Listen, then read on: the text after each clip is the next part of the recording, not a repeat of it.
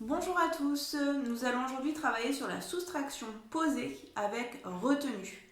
C'est une notion très importante et pas forcément évidente à aborder, donc on va essayer de faire ça ensemble aujourd'hui.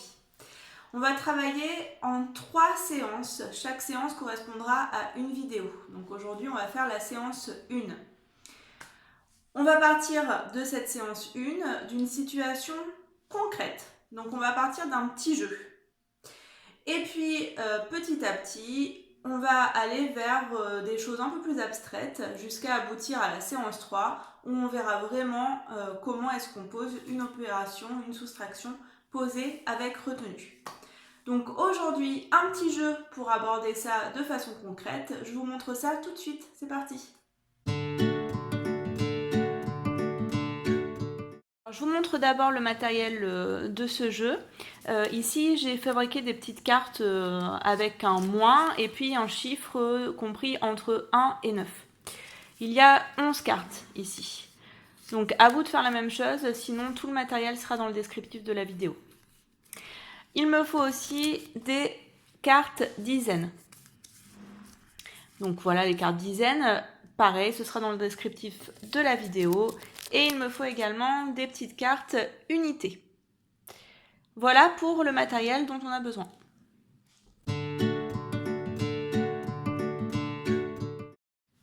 Maintenant, je vais vous expliquer une partie. Donc, les cartes avec les moins sont au centre de la table.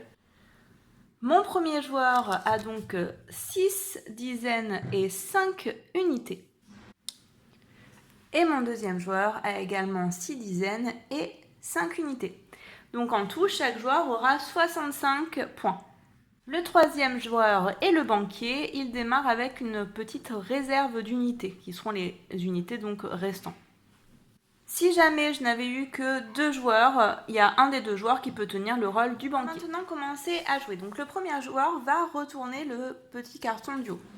Ici, j'ai moins 4. Il va devoir donc rendre 4 points au banquier. Ici, c'est facile puisqu'il a 5 unités, il peut le faire. Donc, je rends mes 4 points au banquier. Et c'est ensuite à l'autre joueur de jouer. Le but, c'est que lorsqu'il n'y aura plus de cartes dans la pile, eh bien, celui qui aura le plus de points dans son jeu sera le gagnant. Maintenant, c'est à ce joueur-là de jouer, d'accord? Donc, je retourne une autre carte.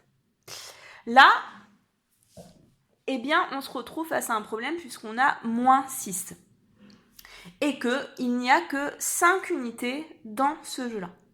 Donc là, on va essayer de demander aux enfants comment est-ce qu'ils peuvent faire pour trouver une solution. Comment est-ce que je pourrais faire pour quand même rendre 6 unités au banquier.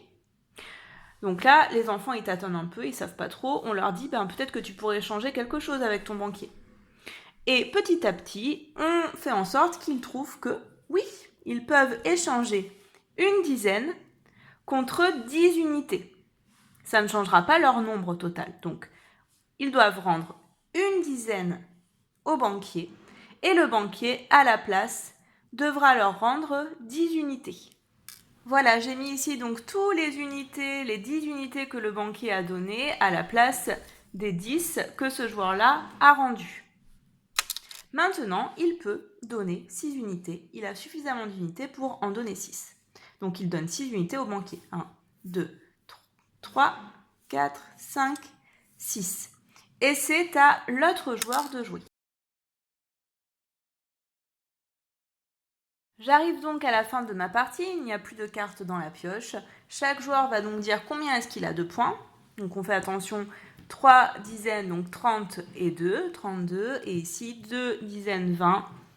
Et 4, 24. Donc ce sera ce joueur-là qui sera le gagnant.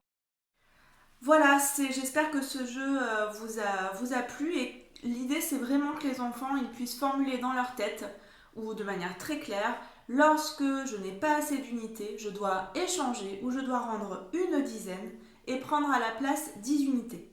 Ainsi, ils en ont assez pour les rendre.